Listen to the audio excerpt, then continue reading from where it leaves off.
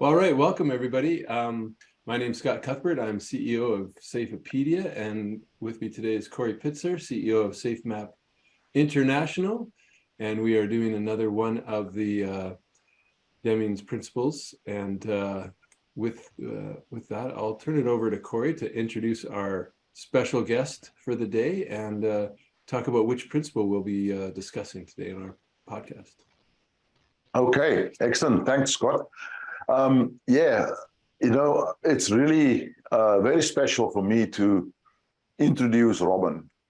Robin Hurst has been one of the leaders in safety, and nobody knows it, if I can put it like that, or not a lot of people know it. So I'm hoping that after today, people will have an insight into the amazing advances that Robin has made in his role as Vice President for projects at Southern Company. A little bit of history.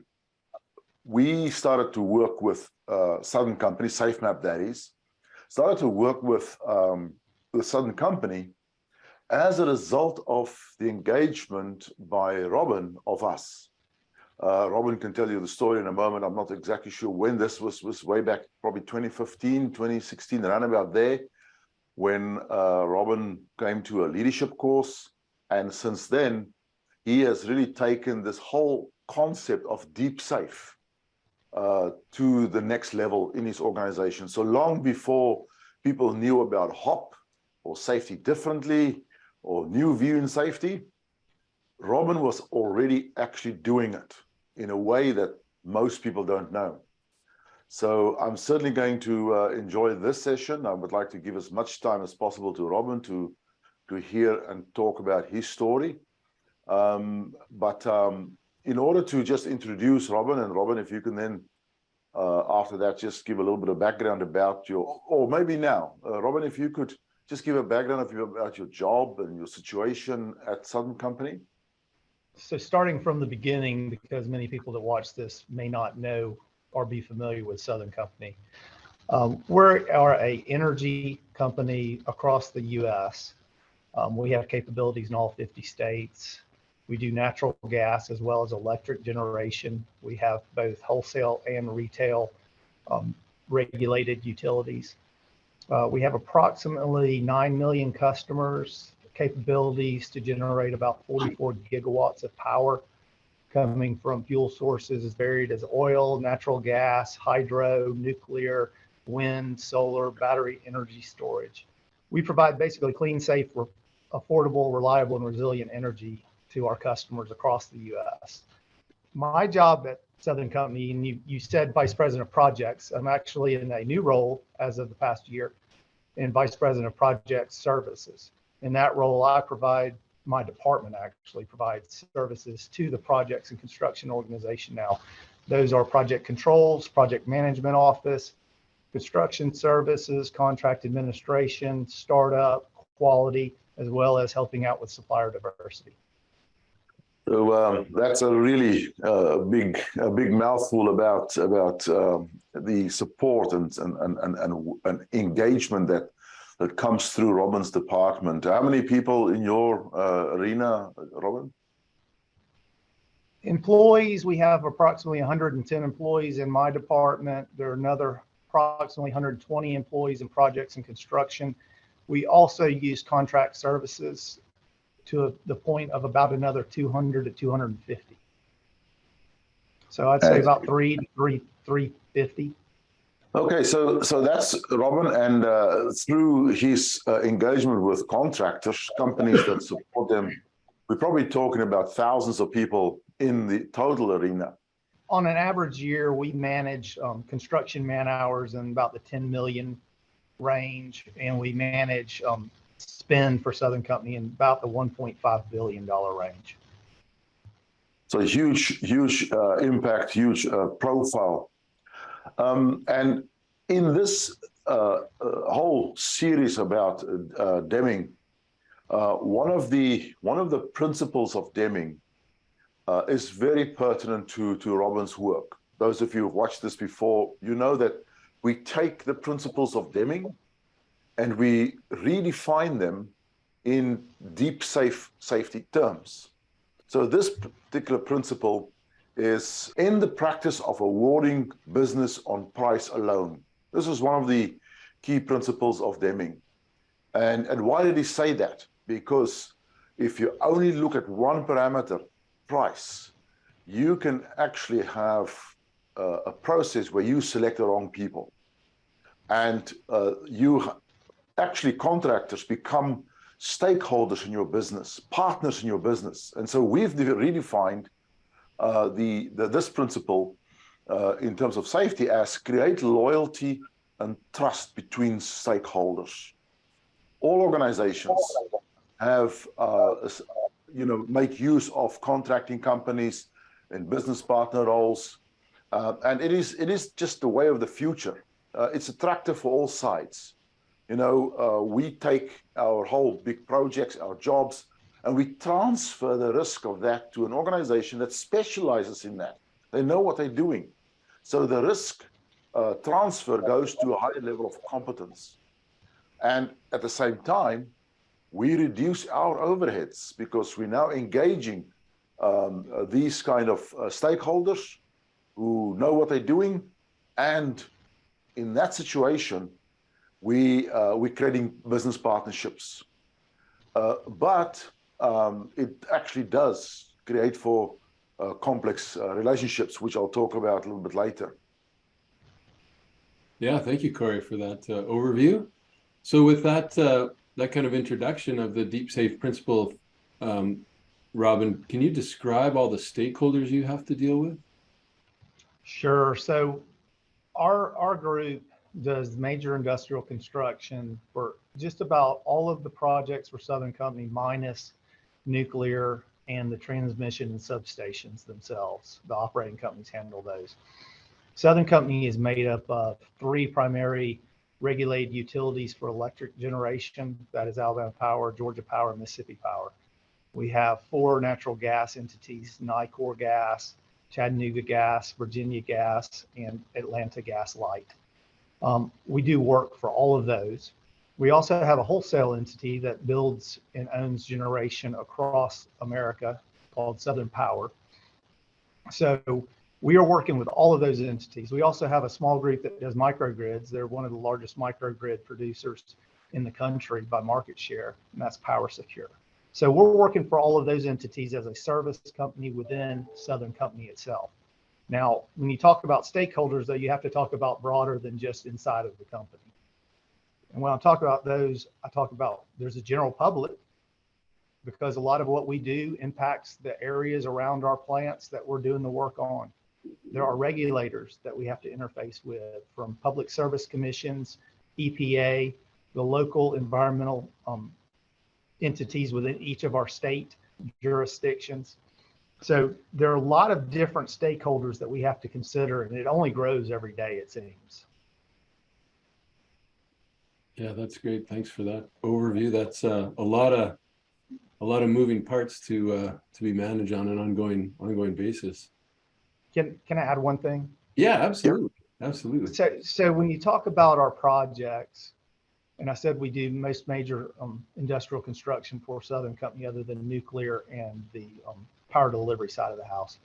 That entails not only building new generation from various and sundry technologies, a lot, particularly now in the renewable space, but we're also modernizing our entire hydroelectric grid.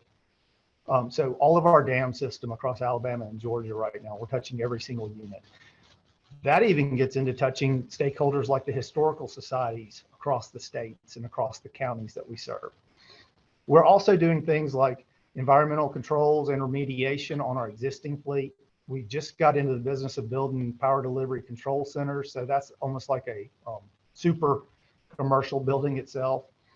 We're also working for LNG doing compressor stations.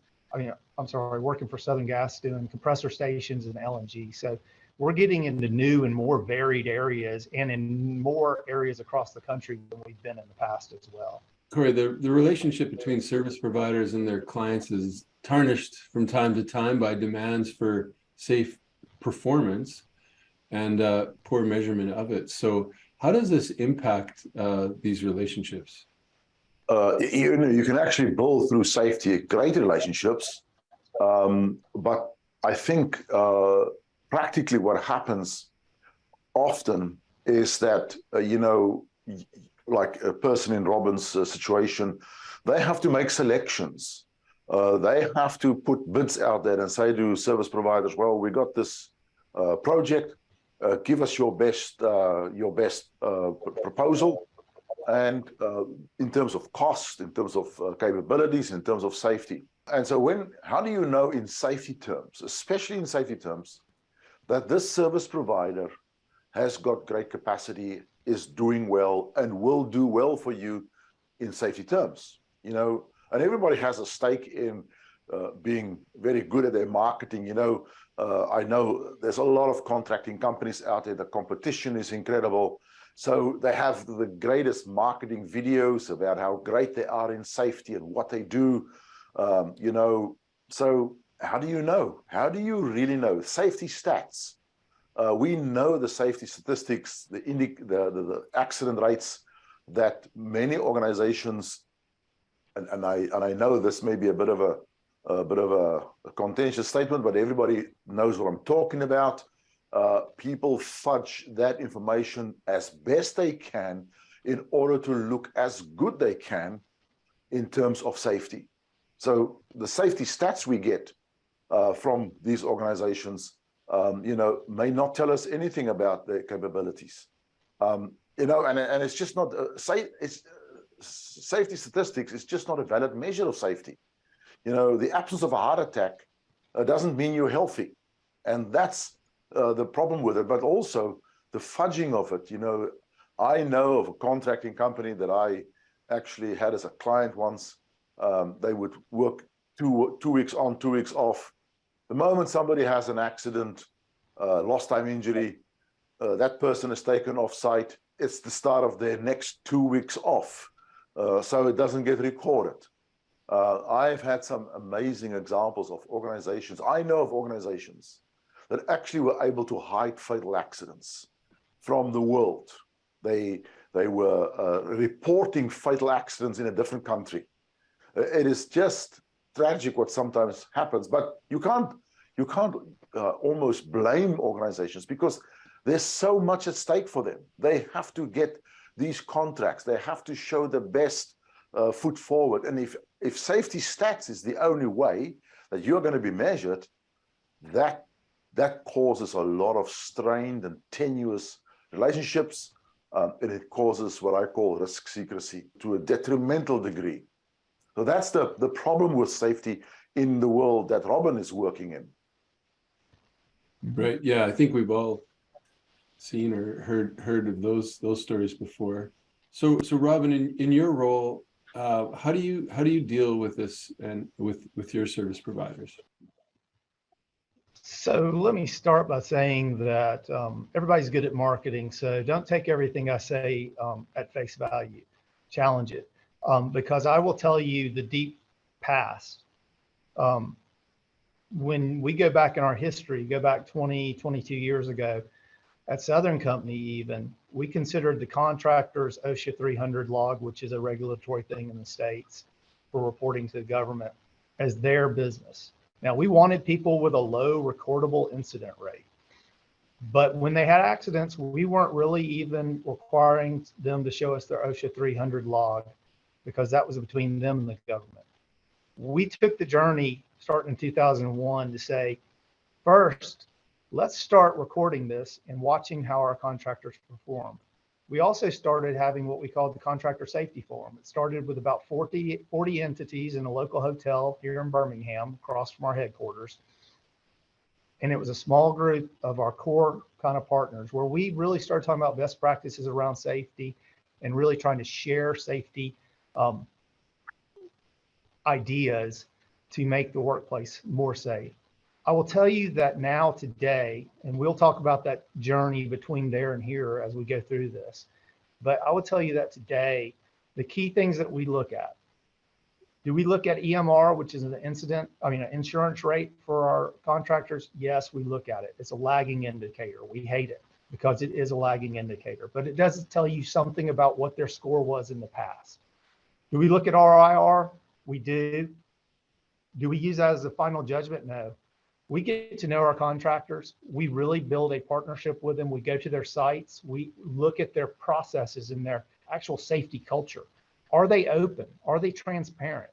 Are they doing things like observation-based safety, where each of the workers has the opportunity to actually watch other work going on and critique it for the betterment?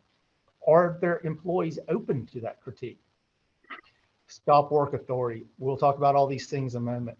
But the biggest thing is that in the bid process, you have to have a value placed on that safety culture. It can be made up of all of those things I listed plus some, but you have to have a value. You cannot go for the low cost, because when you go for the low cost, everybody knows how to get a low cost bid turned into you. But when you value the things that you expect, you will find that your contractor will come along the path with you. And actually, as they begin working with you and you reinforce it, which we'll talk about some, they will actually embrace it, and their workers will come to actually love to work on your projects. Yeah, that's great.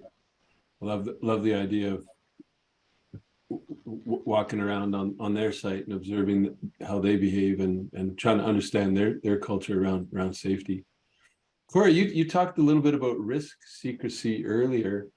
Can you expand on that for us? And I actually did a webinar fairly recently, last year in December, about new view safety, safety 2, and the risks associated with that, the threats associated with this whole new way of thinking about safety, which, as I've said many times, that actually has been embodied in the Deming principles. I've been working as a new view safety 2 HOP consultant for decades now, so I'm actually deep into this, but it doesn't make me blind for what is the threat inherent in this open approach, this new view approach to safety. We have to challenge that, and just like Robin said earlier on, challenge me, and I'm challenging ourselves. If you look at the principles of HOP and safety 2, that it is all about the detrimental effect of blame on the worker at the front end for problems, accidents, etc. And that has been happening in a lot of safety, that we tended to focus only on the worker, and we focused on the things that they don't do. They haven't got their minds on the job, and they make poor choices, and all these kind of accusations to the worker. And so workers started to learn to not report things, not report bad news, because there's adverse reaction. If they have an accident, they can get fired. But this is that. I think that's 10 years ago, maybe longer. And in a minority of cases, people don't fear their management anymore in that same way that there's retribution, etc. I've mentioned at several occasions about the elimination of fatalities task force that I supported for a large global company. And we traveled to 42 of their mine sites. They employ 90,000 odd people. And in this EOF program, we as a team actually engaged with 10,000 people. And we had in-depth discussions with them. And you know what? Not one of the people that I talked to feared their management. They were not scared of the management's reactions, negative reactions about safety or about accidents or incidents. What they feared was not giving good news. That's what they feared. And safety has become a good news business. What do we put central to safety? The care of people. We care about people, and we do. But in that caring culture, that creates a nice culture. That drives truth-telling underground, because people want to avoid conflict. They want to be seen to be included and inclusive. And now you get the front line after years of being blamed. for mistakes and accidents. Now they want to please the upper echelons in the organization because safety is good news. And so what's the consequences? It breaks down accountability.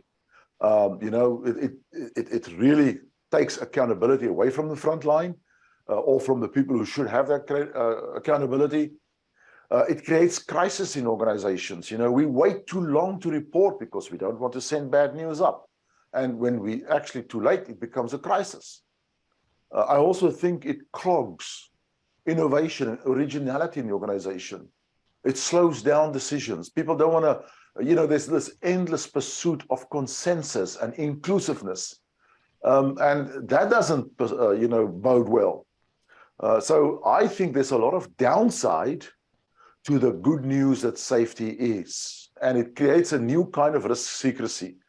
Not a risk secrecy out of fear, but a risk secrecy out of reluctance to disturb the apple cart. One of the dozer drivers that I talked to on a mine said something very interesting. I said to him, tell us a little bit about safety on your mine. And he said, in safety, management is lying to us and we are lying to them. And that to me was, an indication of the risk of us becoming two nice organizations where good news is actually in the long run very bad for us. We're not challenging, we're not embracing conflict, we're not embracing that truth that we should have in an organization. And that's hard to get. Right. See Robin agreeing with you. So Robin, you talked a little bit about transparency earlier, but how do you put that into practice with your contractors and make sure no one's hiding incidents? I think Corrie said all the right things. I would just tell you this. This is probably the absolute hardest thing that we've done and the easiest thing to break. We have worked for a decade moving from a world of get your recordable incident rate, which is a legal threshold for when a injury or an incident becomes recordable. Get that below a certain number. Case manage it. Do whatever you need to do. Do not overstep the threshold. We've worked over that decade to try to move to a more open and transparent, begging our contractors to tell us of all incidents that are going on, all first aids, all near hits. Please tell us about it because we want to do learnings on them. Because if you had that happen and nobody got hurt, there's nothing to say that someone else couldn't have the same exact thing happen and have somebody get hurt. We want to know about it so we can all get better together. Now, I will tell you, I said it's easy to break. This was probably 4 years ago, pre-COVID. We were preaching these things. We have a safety call with all of our contractors once a week where we ask them for best practices. We ask them for how many stop works did you have? We ask them for how many incidents did you have? And those don't have to be injuries. Those can just be near hits. They can be first aids. We beg them to give that to us. And I'll tell you I think it was 2019, we had a new contractor, fairly new. They come on our system, I think in 2018.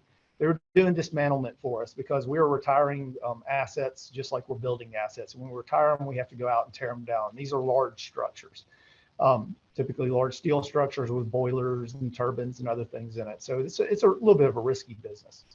But this contractor had come on and we had talked to them about this new safety culture that we were trying to push. And typically when we would get new contractors on, we would feel good about them, but we would also hear from them things like, well, if y'all would just kind of go away and let us do this, we could handle it. And we'd say, no, we're going to be here to help and walk along with you because we want to learn with you as we go through this. Well, in 2018, I didn't think they were really embracing our safety culture. So I had a discussion with the president about, hey, we're really here to help you and walk with you through this. It takes a while, I understand. Go with us on this. Report everything to us. We want to learn from it. And we think that we may have learnings that can help you if you'll just talk to us. So in 2019, first quarter came through. I asked to see all of the medical first aids across our system. At that time, they were, I think 2/3 of the first aids and near hits were from this one contractor. And I thought to myself, nothing I've said has gotten through to them at all. So I called the president again. And I said, basically, y'all don't seem to be sincere about what I talked about as far as coming along the safety journey. And he stopped me and he said, Robin, my folks told me that if we kept telling you about all of our near hits and our first aids, y'all were going to run us off. But I told them, no, I've had a conversation with Robin and they're sincere about this. They want us to help them learn and they can help us learn. And I'll be honest, that stopped me in my tracks. Because I thought to myself, my gosh, for the past decade, we've been trying to push this. And here I am as a receiver of information, turning it right around on the contractor and making it negative. When I should have been embracing it and saying, you turned in more than most other contractors on all of our other sites combined. That is incredible. Thank you for sharing so much with us. Now, can we get better? Can we improve the safety culture? And can we eliminate some of the risk? Absolutely, but only by knowing about them. So I just say that as a warning to all those out there that want to go on this journey. You can do it. And we'll talk a little bit about how we did it. But if you are not in the mindset to receive bad information, just as Corrie said, and embrace it, appreciate it, and thank the people for bringing it to you, this will not work very long anyway. Yeah, wow, that's a powerful example, and thank you for sharing that. So Corrie, what better metrics are there for safety? I think it depends first and foremost on what you define as safety. It seems like the obvious question: what is safe? What is safety? But I've been in safety for 35 years, and I still hear all kinds of different angles on what is safe in an organization, and it all basically goes back to the absence of accidents. That's what most definitions return to. I've been working very hard in our consulting with our clients to challenge that notion of what you define as safety in your organization. And we have, for a long time now, defined safety in the organization as the readiness to respond to risk relentlessly. And that simple statement, readiness to respond to risk relentlessly, each word in there implies a whole different paradigm shift in an organization, a whole different way of thinking. How do you become ready? How do you respond? Robin just talked about that. Respond to risk. That's respond to people. How quickly can you follow up on risk reported? That's a response. And how can you stay relentless? All of these things actually are quite impactful. If you define safety in these terms, you change everything in your business. And so over the years, we've developed some metrics around this definition. I mentioned that I was on this elimination of fatalities task force. We have identified in this organization over 2,500 fatal risks. Now, what we distinguished about them was it wasn't actually near misses. That was the bulk of what we've identified. It is what I call far misses. People were telling us things that would happen or could happen 3 to 4 years from the time they told us, that only in a very wet season that happens every 3 to 4 years will we have this risk of me having to do something very dangerous. That is not a near miss. Those kind of information will never appear on your database in any shape or form. So you can't depend on just the near miss information. You have to go and find the far miss conditions, the situations that can come together in a wrong way and or in a risky way, and you can have this accident. And then there's another angle on it, and that is what people can hide or what they can't hide. So a near miss, there was some property damage, there were some issues that could not be hidden. It had to be reported. That's a lagging indicator in my mind. That's happened. It just didn't have an accident associated with it. So that's something that people can't hide. But things that people report to you that they can actually hide, They don't have to report it. Like this guy who told me about him having to go under a transfer bin on a conveyor belt, where he has to do some unclogging of the transfer bin because of the ore. He didn't have to tell me that. Now, if you have, and what we discovered was, in a transparent culture, there's a ratio. There's a ratio that for every one near miss that people cannot hide, there are 4 to 5 far misses that people can actually, they don't have to tell you about it. That ratio, if you look at your reports in your organization, just look for that ratio. It's very simple, but that will tell you, do you have a transparent, positive culture in your organization? And there are many more that we've developed over the time. You know, the ratio of your hierarchy of control. To what extent are you responding, that's the response side, to risks at a higher level of the hierarchy of control? And we've identified that as a ratio. In the organizations that has a poor response to this, for every one time they would eliminate or substitute a risk, they would 8 times they would control the risk by admin or by protection, PPE, etc. A 1 to 8 ratio. The organizations that's much more proactive, they would do that every 1 in 3 times. So 3 times they would go lower down the hierarchy of control, for every 1 time that they would look at how can we go upstream in the organization. So there's another simple metric of safety. You can, and you can actually do this with your data. We're looking at control failures, critical control failures.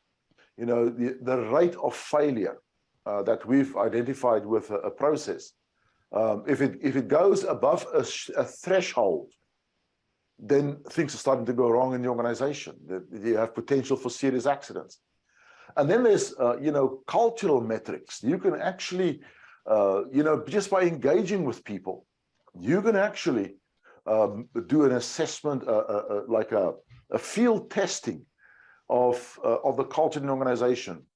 You know, if you ask people at the front end, why does your organization want to be safe? Why do you think they want to be safe?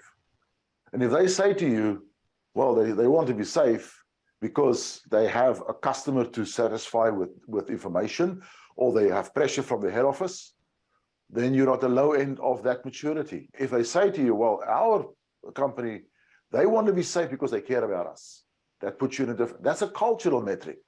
So there's a whole range of these metrics that is actually quite possible to install in an organization very, very quickly. So those are some examples. Yeah, no, those are great examples, Corey. Thank you. And Robin, you kind of touched on it earlier, but if you want to kind of circle back and outline your metrics for safety performance, and then talk about, you know, how do you know if you're operating as safe as possible? I'll answer the latter first. I don't think you ever know if you're operating as safe as possible, because I don't know that you ever can get there, because human performance will tell you all humans are fallible, right? But I will talk a little bit about the metrics that we've implemented over the years as we tried to move away from what Corey said were lagging indicators to a more leading indicator kind of base system. The first, back in 2010, we adopted what we call safety through everybody's participation, which is STEP for us. It's an observation-based safety program. We trained all of our staff and trained our contractors in their management as they came on sites in how to do observations of the work going on. That was difficult at first because it felt like a police state to the worker. Y'all are all out here watching me, and then y'all come over here and tell me, usually if I got to correct something. We really had to work on that and get it to a culture where we're out there patting people on the back for good work, and we're actually getting the workers themselves engaged in watching what's going on around the system. So that is our observation number. We look at our observation numbers over a given year. We have a certain threshold we'd like to have per man hours worked on each site. Most sites go well and above that now because it's sustainable and it's just something that's in our culture, and it's in a lot of our contractors' culture now to do that.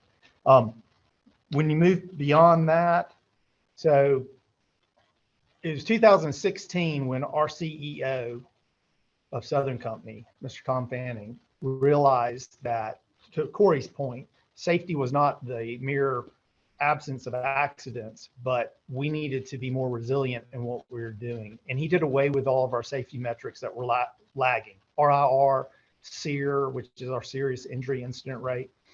And he said, what we're going to look at is getting this culture open and transparent.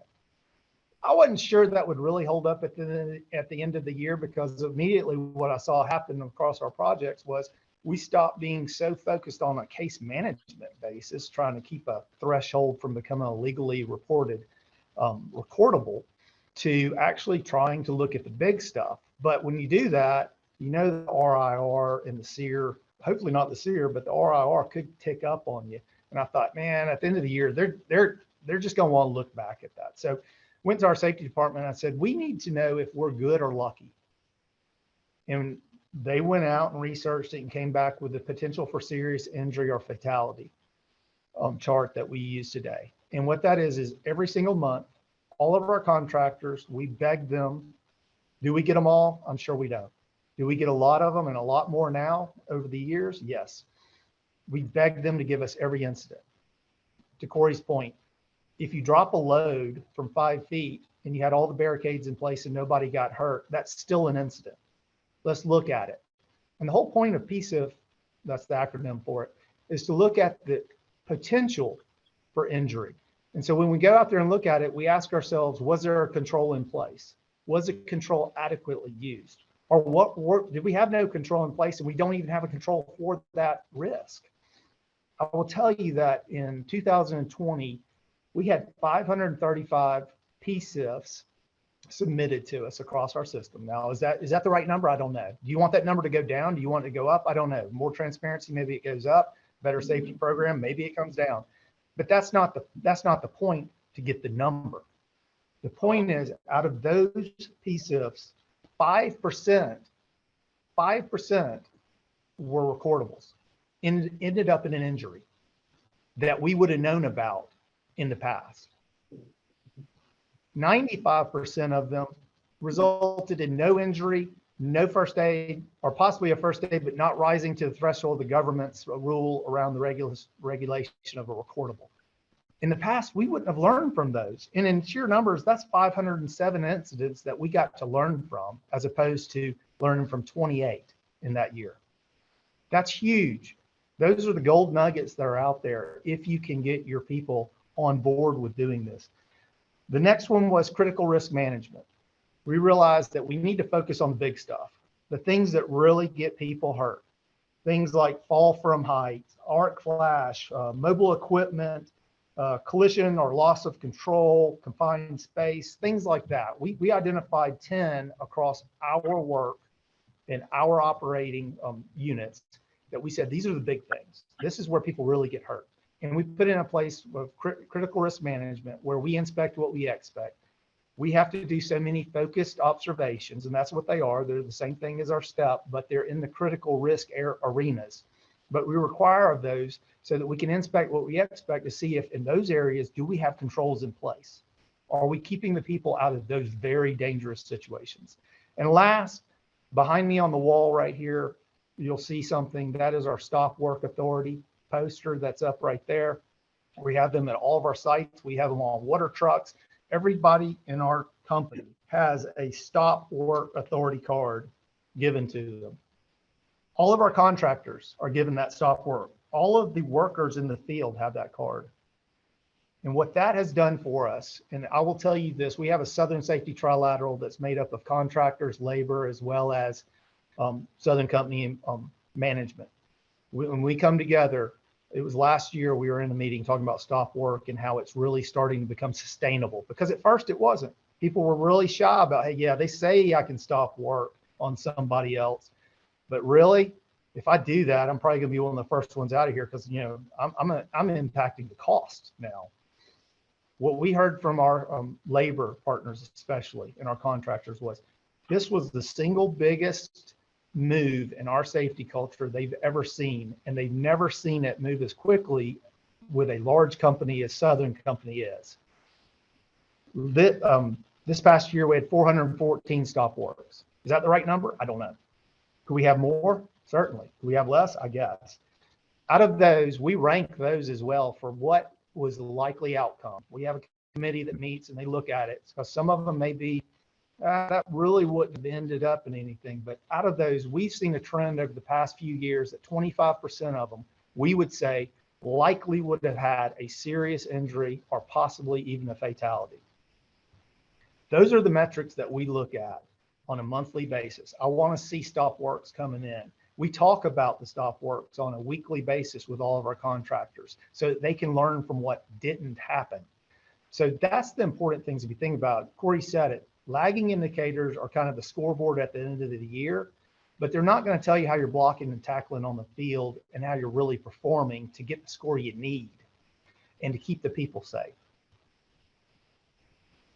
Wow, that's amazing to get that program implemented that quickly and get that many people on board. So congratulations on that. So Corrie, in the Deming series that we've done to date, the zero harms come up a few times. That debate seems to rage on indefinitely. So what do you make of that debate? I think, Robin, when you mentioned there, the transformation that happened in Southern Company was actually quite profound. When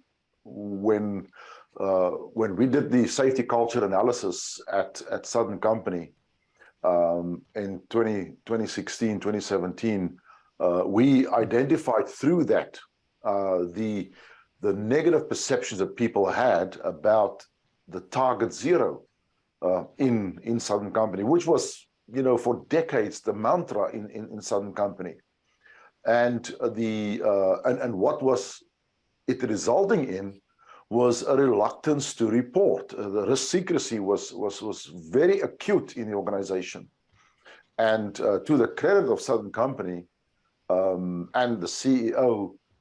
And the executives of the organization, they decided to take the turn, to change direction, and when they did, it actually had a profound impact in the organization across all of the large organization as well. And Robin described just how incredible that impact was for them. But if the problem lies in the term zero. The moment you talk about zero, you talk about a number, the number that shouldn't be there. And no matter how you say, no, it's a value and it is a principle in our organization, it doesn't matter. People hear a number and they are going to give you a number. And if you don't define exactly what your commitment is, your value is, in safety, they're going to add the absence of numbers to it. I've actually sat in a room one day with the CEO of this organization, and it was a contracting company.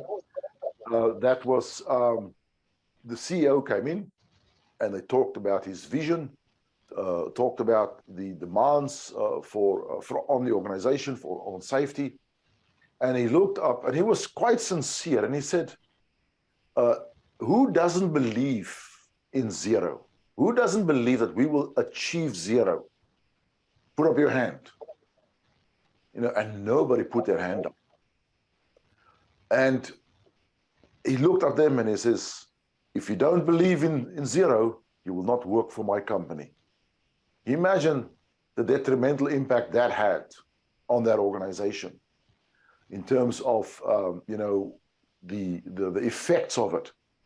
So, but having said all of that, and for years, I was actually quite instrumental in a lot of organizations understanding that zero harm actually harms the organization. But you have to ask the question, at the most foundational level, why are we here in the safety profession? What are we here for? If we define safe, and we hear new definitions, safety is the presence of capacity. What is that? You know, did Transocean and the Deepwater Horizon rig, did they not have capacity? They had lots of capacity. They were committed and dedicated to safety. Piper Alpha, 167 men died.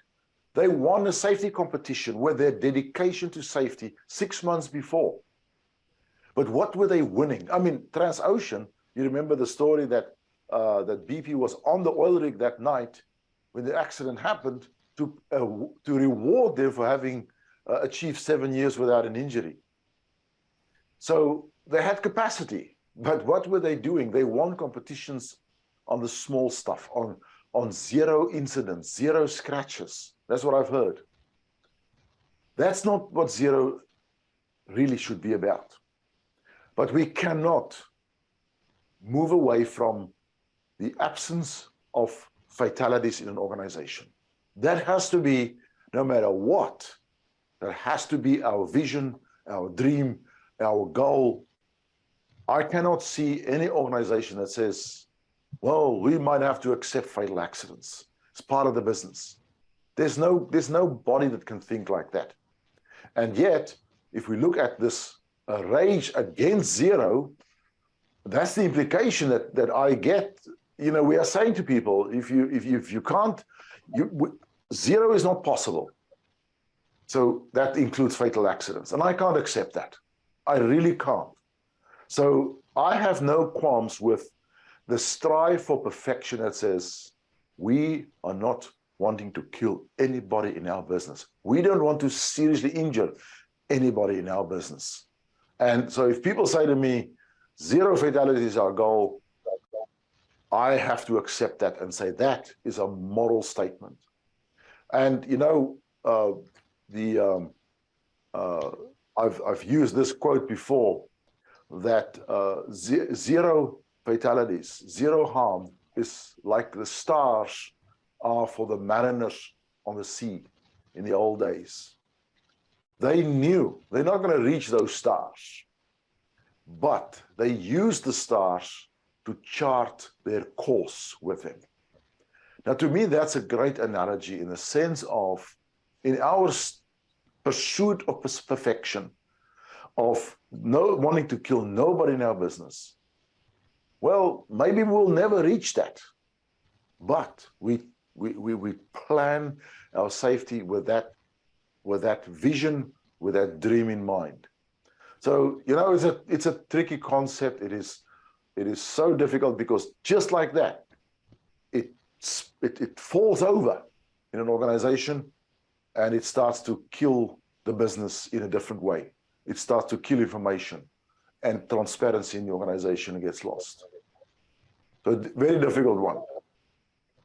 Yeah, absolutely. So with that, talking about how difficult it is, let's flip over to Robin, and how do you deal with the notion of zero within your organization? So Corrie alluded to it. At Southern Company, when I began my career here 30 years ago, we saluted the flag of every job, every day safely, zero, target zero. That was our mantra, target zero. And as a work group, at the end of the year, if you had zero recordable injuries, you were given something, maybe a biscuit for a breakfast one morning to pat you on the back. To the point, to what Corrie said, that I can give you an example. I think it was probably in 2015 or so, maybe 2004. No, it's probably earlier than that. It's probably like 2012. I had a group that had worked over managed over 1 million man hours of construction effort, and themselves worked over 1 million man hours on a site. And I had a departmental meeting, and a safety professional from the site came to me and he said, Robin, I want to apologize to you. And I said, why are you apologizing to me? He said, because we had an incident last week where a gentleman got a particle in his eye. We took him to the on-site nurse. We removed it. We thought it was all good, but he's gotten an infection and now he's had to go get a prescription antibiotic. So it's going to be recordable and it's going to break our streak of zero at the site over a year, over 1 million man hours. And I looked at him and I said, oh my gosh, we are doing the wrong thing here. If we are worried about a gentleman who got medical treatment for something that he needed, and that's what causes us to think about it, we have gone the wrong way. Now, I will tell you, in 2014, Corey, I went to your Deep Safe Leadership course. Me and two other individuals from Southern Company actually went to Orlando, Florida, just to try it out and see what the course was all about. And I thought to myself, wow, 3-day safety course. And Corey was like, you got to be here till the very end. You can't leave early on that early direct flight back home. You're gonna have to stay and go to that late flight, or don't come at all. You got to do this prep work. You got to be prepared to present. And I thought to myself, oh my gosh, this is going to be over the top. And I'm going to be just zonking out for 3 days of doing this. That was the most enlightening course that I've been to around safety, and the others that were there from Southern Company, because Corrie challenged the target zero, something that we had already begun to do in the back of our own heads, because we had adopted human performance, which one of the principles of human performance is every human is fallible. Yet we were saying every job can be done every day safely, but by humans. So what do you have to do around that to really get there? You have to test the systems that are there to keep people safe when they do make a mistake. And typically you will find that most injuries are caused by a human error, not by a willful decision to get hurt or to hurt somebody else. So you really have to kind of dive off into this whole idea that we're going to accept that we are going to have some injuries. We're going to concentrate our focus on the critical risk areas so that we can drive those injuries to be less and less impactful. But at the same time, we've got to always test the system. And the only way I can test my system of safety is if I hear about every single incident that tested the system. And was it in place? Was it adequate?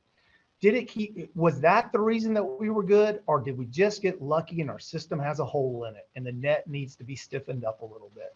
So to me, that's the biggest thing around this whole target zero thing, is to get the idea of zero out of your mind, as Corrie said, and get the idea that you need to learn from every incident in the right way, focus on the critical risk areas, but test that system by getting all the information through transparency and candid conversations that you can, and engaging your workers so that they know that you want them to do that.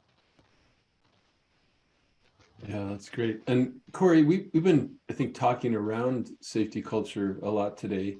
But what is safety culture, and how does trust feature into it?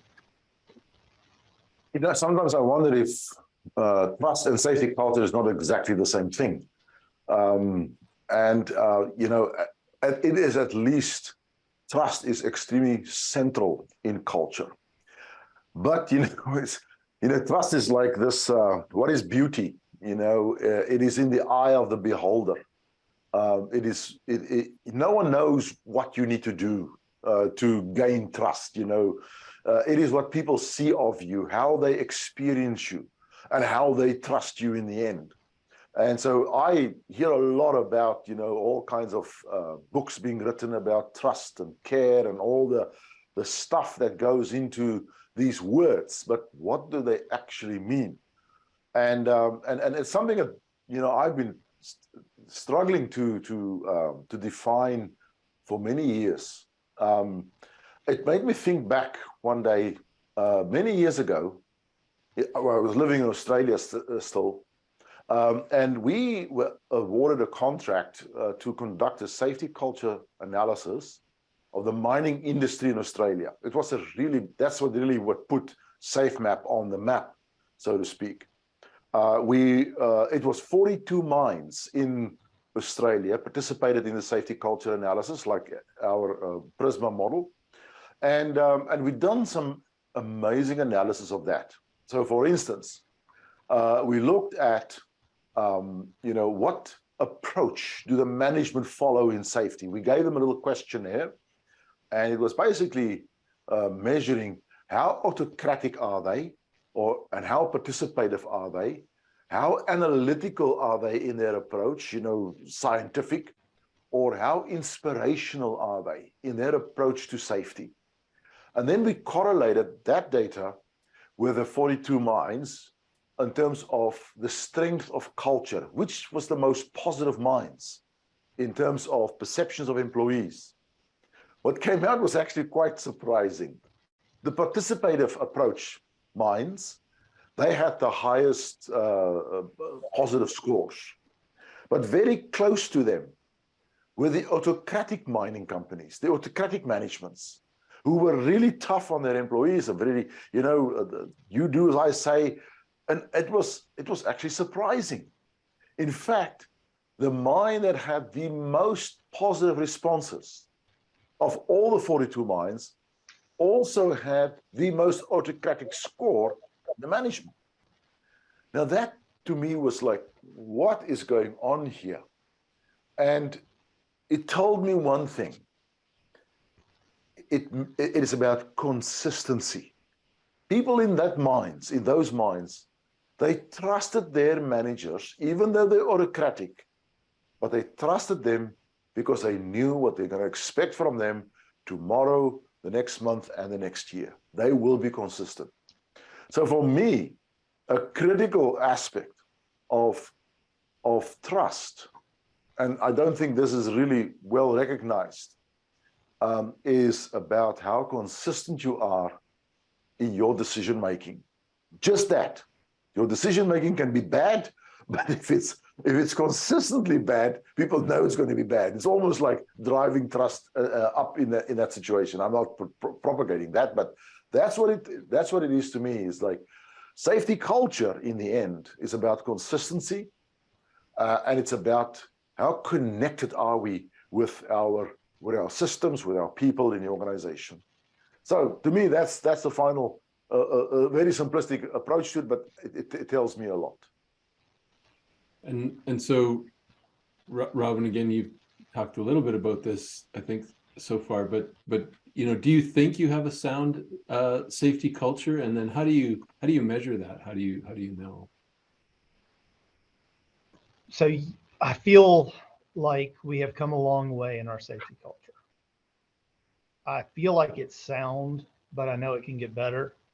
We challenge ourselves every single year to think about, okay, that was great. We've been doing it for 13 years. CRM, okay, that's great. Stop work, yeah.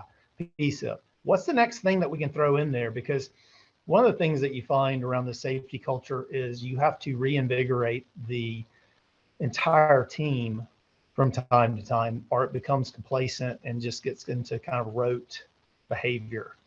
The main way that we test it is through constant feedback. One of the things that we say about our observations-based safety is it's not an observation unless there's a conversation. You can't go out there and stand 30 feet away from a work group and write down that they didn't have their safety glasses on, or you saw them using their lanyard tied off to a low point, and then actually go turn that in. You've got to go up and talk to the people and let them get to know you. I find that to be the biggest thing around safety culture is it's about human beings. We're all people. We all have feelings. We all have needs. And once you have that connection on a more familiar basis with those workers, I think you learn a lot about the safety culture, a lot more than you ever get out of stats, charts, and other things. Now, another big thing that we do is that weekly safety call. If I start to attend those calls and they become 5-minute check boxes, we know that our safety culture is being eroded. There's not engagement. People don't want to talk about stuff because it's just quicker not to and get off the call. So we're constantly changing that call up. We're constantly swapping things up and asking our teams, what do y'all want to talk about going forward? What would be something different? How do you want to do this? And I think that's very important. You mentioned the autocratic, and you mentioned that as long as people feel like you care about them, you can kind of be that overbearing dad, but the kids know that you're doing it for their good. Maybe that's okay. But really, to me, to make this cultural thing sustainable, the biggest thing that we found is that touch point, that human being. We used to call it Beyond Zero, leading from the heart. Back when Southern Company had Target Zero, we actually put our brand next to it. And that was it, Beyond Zero, leading from the heart. You've got to get out there and touch the human beings that are on your site and get them engaged with you on this path. So Corrie, what for folks out there trying to wrap their head around safety culture and drive that positive influence into their organizations, what should they be thinking about as far as what can destroy a safety culture, and then what can build a safety culture?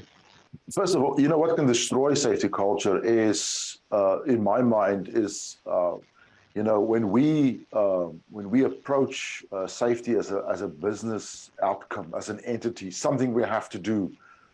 If we're not really bought into that on a value basis, if we don't value the lives of people, the well-being of people in the organization, and that message is not sent through everything we do, everything we say, that'll destroy a culture in the organization.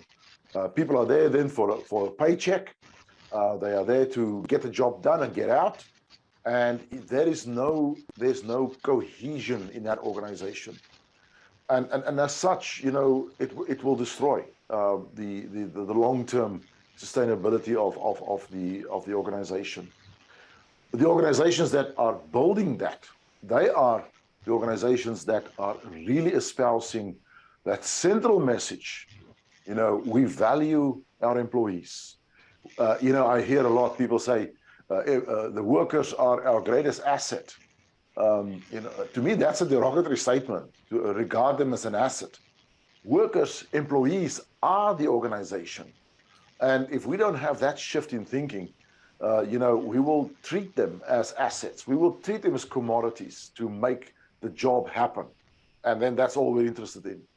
But that's the difference. If the leadership, the leaders in the organization truly shift to become leaders and not just managing the job, that they are actually impacting on people, that they share passion with people, that they inspire people. This is the soft side where we really embrace the cultural aspects in a business as leaders, because leaders create the business. Maybe I can just refer people to one of the best movies that I've seen about safety and about safety leadership. It's actually a war movie, and the movie is called We Were Soldiers. And Colonel Hal Moore, it's a true story of what he did. And people should just maybe look at that movie, and all you have to do is listen to his speech to the parents and families of the soldiers before they went to Vietnam. What he told them there. He doesn't make one mention of the acts, the managing side of things, how we're going to take this job on, how we're going to go defend the country. He talks about family values there. And that speech is really what we as leaders, we should embrace, that same exchange of values with our employees. So that builds safety culture, exchange of values. Yeah, great. So Robin, do you have anything to add to that?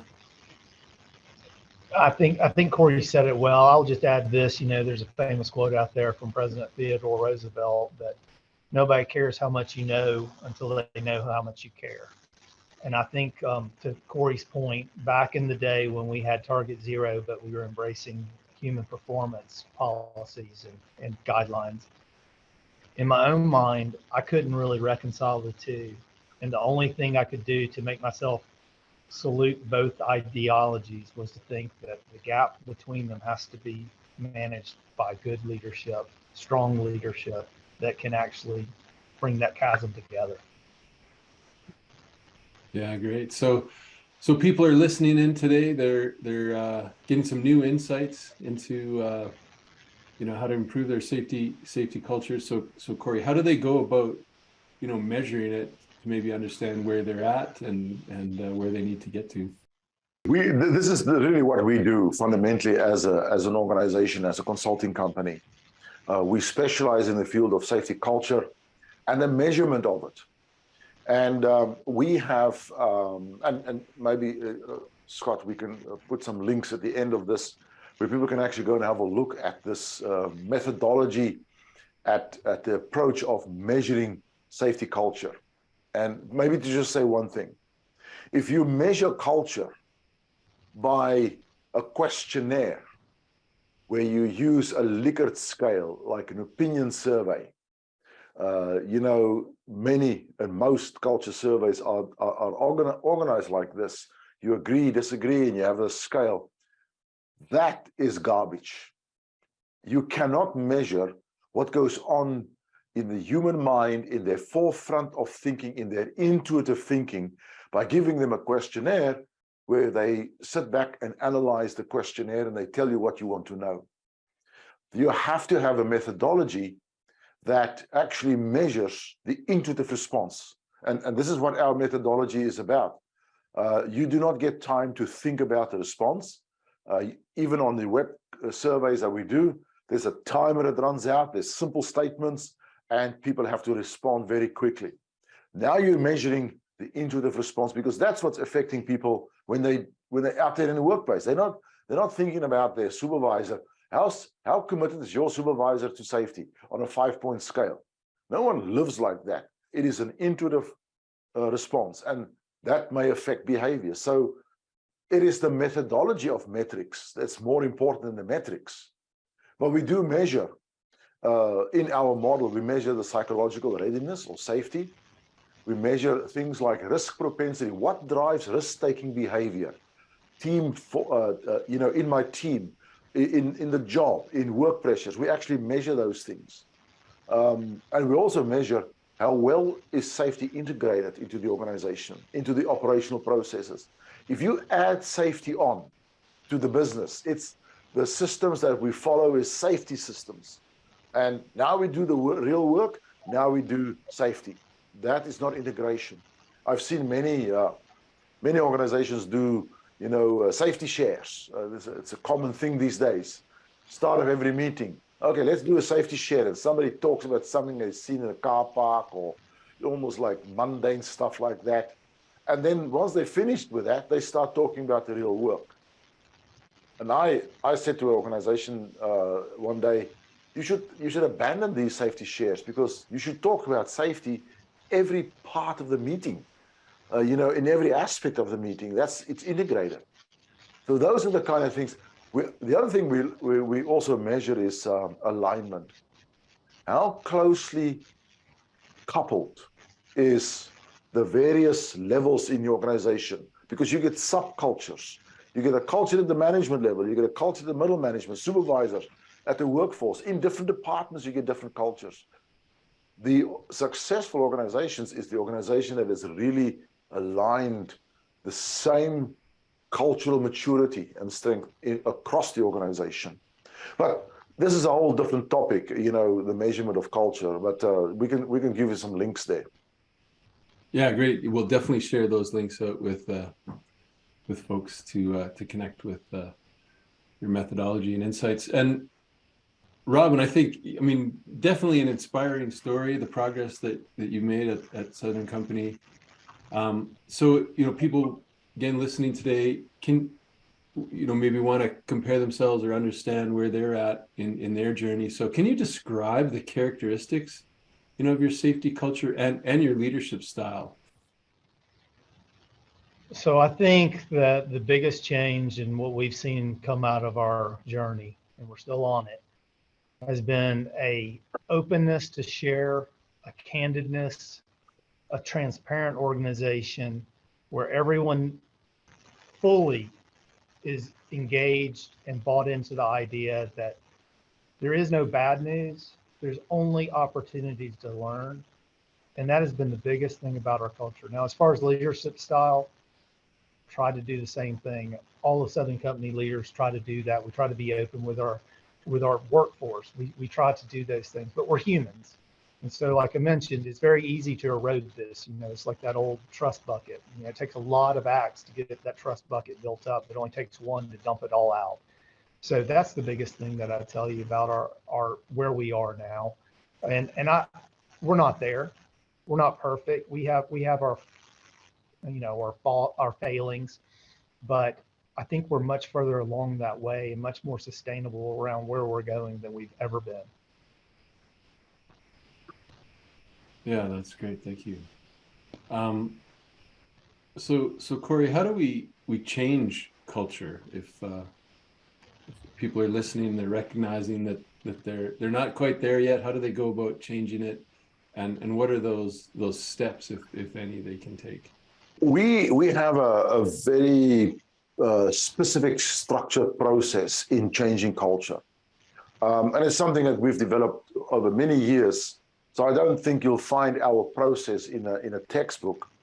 But here's the few key steps. There is no change possible unless you have the diagnosis right. If you understand what that organization's culture is. And as I mentioned earlier on, we measured in our unique way. But the most important part of that is the feedback of that information to the executive management. And that's what we do extensively, this whole process for that, to ensure that diagnosis is really understood, because the organization really has to do this all by themselves now, and this is the success stories of a company like Southern Company. The safety culture survey was the trigger, but then the organization went in many ways but probably following these steps. The next step is to redefine the intent of safety. You've now got the diagnosis, and Robin mentioned Southern Company for decades target zero. Then they redefine that intent, leading from the heart, as the equivalent of that, and it became a whole different new focus that drives different behaviors in the organization. But many organizations leave out the next step, and the next step is you have to define the framework in which you're going to manage safety henceforward, because safety has been managed in reactive terms in this typical way we've always done it. You have to define the key strategies of that organization forward. But then comes the hard work. Now you've got to align the practices and behaviors of the leaders in the organization to those to the new strategies that you've identified, the new intent. And this is what the course that Robin attended, the Safe Leader course, is a program, a leadership program for that. But you also have to change the focus in the organization in terms of how do we reward people? How do we discipline people? How do we manage process? This is the human resource side of management. You have to refocus those. But then on top of that, you can't work with the same safety systems that you've worked up to now. You want to be more proactive.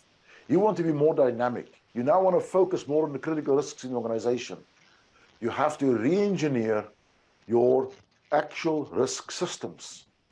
And then you have to, the final step is reskilling people in the organization in terms of what we call risk competence. They have to be operating with this new focus themselves at a skill level. So diagnosis, redefinition of the intent, reset the strategy, realign leader behaviors, refocus the practices in the organization, and re-engineer systems. Finally, reskill. That's our process that we propagate. Great. So, Robin, how did you guys go about changing your culture within your organization? So I'll say first, it's hard, but Corey mentioned it. In my own personal journey, going to his class and hearing somebody tell me that target zero possibly could be eroding our safety culture, and the idea of the lack of transparency, and the idea that the safety triangle pyramid is maybe a fallacy, challenging my thoughts. But then for me to come back and decide that I think we do have a problem. I think we are somewhat stuck in our ways. And if we just stay here, are we really going to go further in our safety journey? That was the biggest thing in my own personal journey. And then bringing it back to Southern Company, at the time I had all the projects in construction. So having every single one of those individuals on our sites that were doing construction management, all the way down to the brand new engineer, come, and having Corey and his team come in and give them a I think, a 2.5-day class on the exact same principles, so that they actually started to hear the same things. And it's amazing the conversations that came out of those when we started really talking to each other about, wow, I can't believe that we're actually talking about this. Target zero flags fly everywhere around here. How is this possible that y'all are actually starting to buy into this? The other thing is, and this is something that came from our labor and our contractors when we started talking about the stop work, they told us the two key things that we had to do if we wanted to make it sustainable were, first, when someone brings an issue up and tells you about it and has the courage to tell you about it, you've got to take action. It can be small, it can be big, but you've got to take action, and you've got to get the feedback to that person to let them know that what they did had a positive impact and could possibly help somebody else in the future. And the second thing is, you've got to recognize them and give them positive feedback.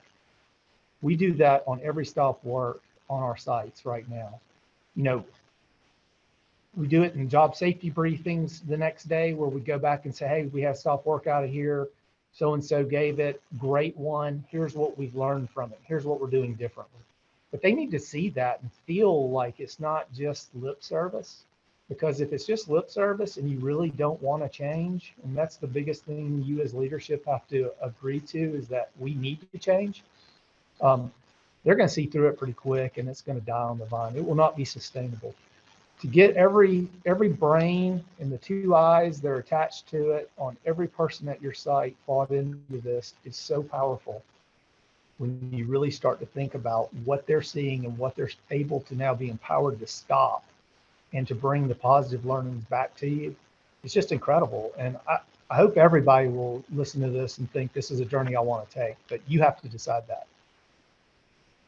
Yeah, that's fantastic. I really appreciate Corrie and Robin both coming together and sharing your experience and your stories, being open and kind of honest about the journey, and love the idea of the fact that we're reaching for the stars. We're probably never going to get there, but the pursuit of zero fatalities is the dream.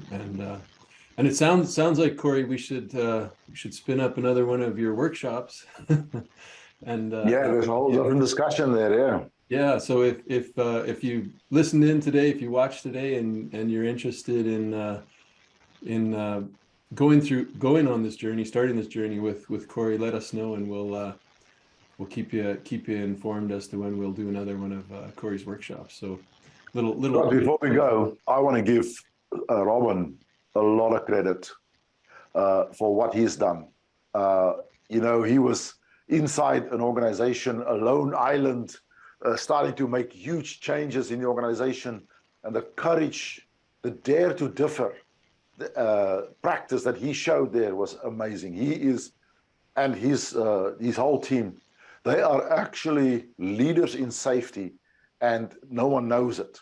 And I want to make sure that people who watch this know what they've done is absolutely phenomenal, and they should really embrace what Robin has said today. Robin, thank you from my deep in my heart for what you've done in your role. Thanks. Well, I appreciate it, but I do want to give credit to the entire team. I may have been in a position to have more influence at the time that I was doing these things, but it was embraced by my entire team, and they had all been kind of seeing the same stuff. So thank you for giving me those kudos, but I want to give it to my entire leadership team and even the ones that were here before me, because like I said, we've been on this journey for decades. We've just started to progress, and now we're starting to get some momentum. And Corrie, thank you for what y'all did to help us get there too. Yeah, great. Well, thank you guys again so much for joining today, and we will definitely put contact information and links in the description below. Thanks again.